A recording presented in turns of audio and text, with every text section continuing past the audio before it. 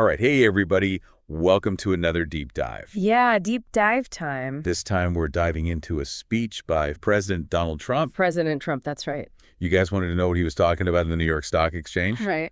We're here to break it down. We got his full remarks. Got all the background info, too. And we're going to pull out those interesting nuggets and connect the dots and leave you guys with some thought-provoking takeaways. Absolutely. So let's dive in. Let's do it. I think it's important to remember this isn't just any speech. Right. We have to think about the setting. Yeah. The New York Stock Exchange. The heart of American finance. Exactly. He's just been named Time Magazine's Man of the Year for the second time. Yeah. And he's there to ring the bell. It's very deliberate.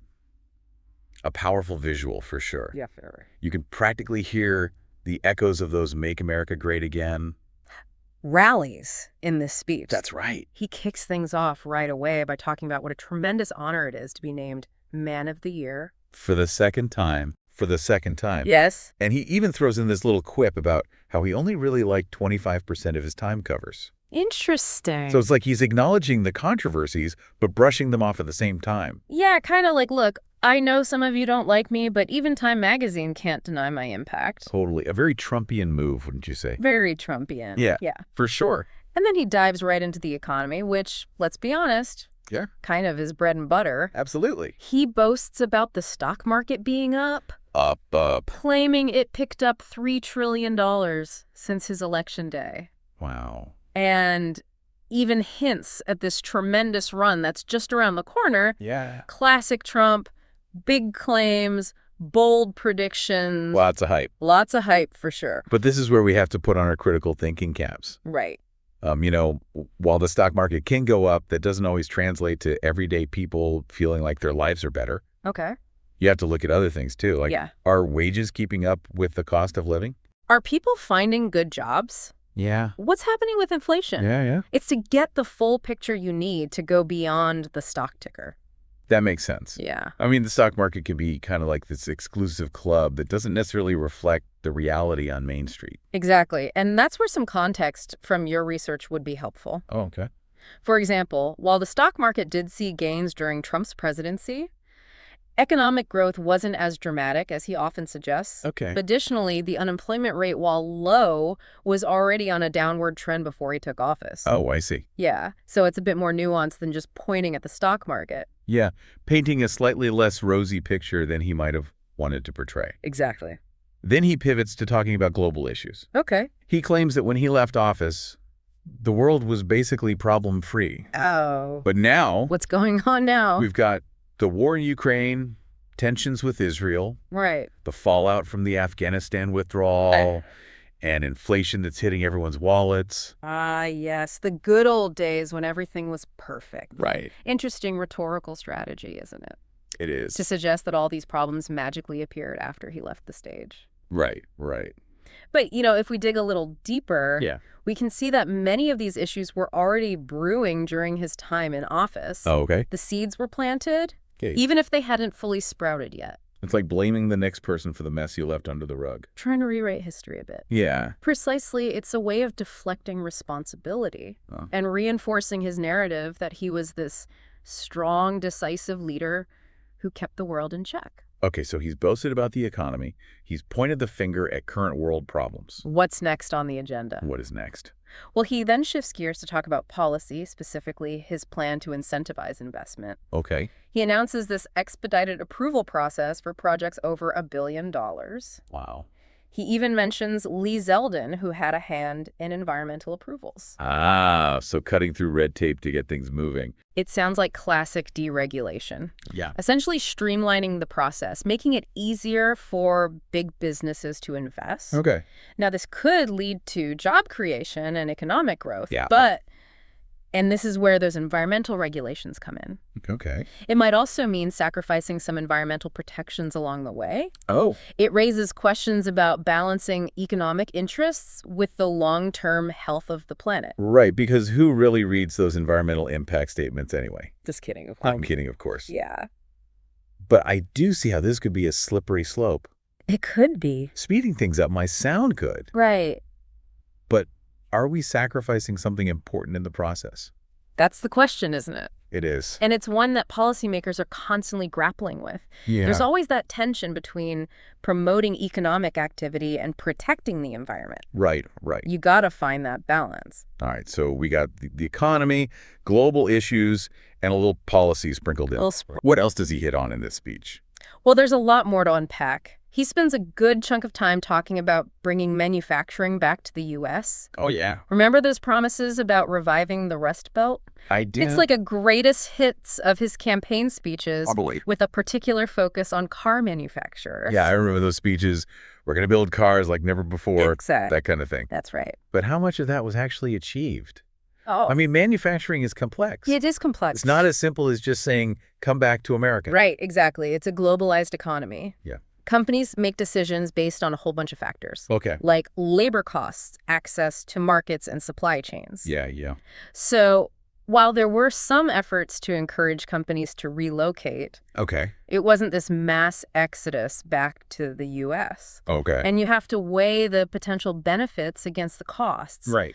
What happens to consumers if prices go up because of these policies? It's all connected. It is. And he ties this idea of bringing manufacturing back to his promise to lower prices, Okay. particularly grocery prices. Right. He tells this story about a woman who couldn't afford 3 apples at the store. 3 apples. And it's a pretty effective way to make things feel real for people, It is. right? Connect with their everyday struggles. Absolutely. It's a classic emotional appeal. Yeah. But then he goes on to say that the key to lowering prices is boosting American oil and gas production. Okay. And that's where things get a little murky. Okay. The relationship between oil production and what you pay for groceries isn't exactly straightforward. Okay, help me understand this. Yeah. Why wouldn't more oil and gas production automatically mean lower prices at the pump and in the supermarket? Well, the price of oil is set on a global market. Okay. It's influenced by supply and demand all over the world. Nice. Increasing U.S. production might have some impact, Okay. but it's not a magic bullet. Okay. And then you have to consider the costs of refining that oil, All right. transporting it, Yeah. and all the other steps in the supply chain. Right. It's not as simple as drilling a well and suddenly everything gets cheaper. So it's more complicated than he makes it sound. It is. There are all these other factors at play. Exactly. It's a complex system. Yeah. And while increasing domestic energy production might have some benefits, Okay. it's unlikely to solve the problem of rising grocery prices on its own. It's interesting how he seems to jump between these big sweeping claims Yeah. and these very personal anecdotes. It is interesting. Like one minute he's talking about billions of dollars in the stock market. Right. And the next minute he's talking about a woman buying apples. It's a way of connecting with his audience on multiple levels. Okay. He paints these grand visions of American greatness Yeah. while also tapping into everyday concerns and anxieties. Okay. It's a powerful rhetorical strategy. And toward the end of the speech, he shifts gears again, Okay. reflecting on the power of weaponry, All right. especially nuclear weapons. Nuclear weapons, yeah. It's a somewhat somber moment as he talks about how he rebuilt the military and developed even more powerful weapons, Okay. but expresses the hope that they'll never be used. This is where you can see the tension in his foreign policy approach. Yeah. On the one hand, he emphasizes military strength and projecting American power. Right. But on the other hand, he acknowledges the devastating consequences of using these weapons. Yeah. It's a delicate balancing act. It's like he's trying to project an image of strength, but also restraint. Right. Like, we have these incredibly powerful weapons, but we're not going to use them lightly. Exactly. It's a classic example of peace through strength rhetoric. Yeah. The idea is that having a powerful military deters adversaries and makes the world safer. Makes sense. But of course, there's always the risk that this kind of thinking can lead to an arms race or escalate tensions. So this speech is like a whirlwind tour of his views on everything from the economy to foreign policy. It is. Is there anything else he covers? Well, he also touches on, immigration, trade deals, and his vision for America's role in the world. Right. It's really a wide-ranging speech packed with a lot of his signature talking points. That's a lot to unpack, that's for sure. It is. And I'm curious, from your perspective, what are some of the key takeaways? Yeah, good question. What do you think are the most important things for our listeners to understand about this speech? I think it's important to remember that this speech is part of a larger narrative that Trump has been crafting for years. Okay. He's trying to paint a picture of a strong, prosperous America that was lost under the current administration. Okay. He's appealing to people's nostalgia for a simpler time when things supposedly made more sense. Right. Right, so there's that element of nostalgia. Yeah, and he's doing it with a mix of bravado, emotional appeals, and policy proposals that are often presented in a very simplistic way. Exactly. He's a master of rhetoric. Yeah. And he knows how to connect with his audience on an emotional level. For sure. But it's important to look beyond the surface and critically analyze his claims. Right. Right? Think about what the data actually says. Okay. To consider the complexities of these issues and to not just accept everything at face value.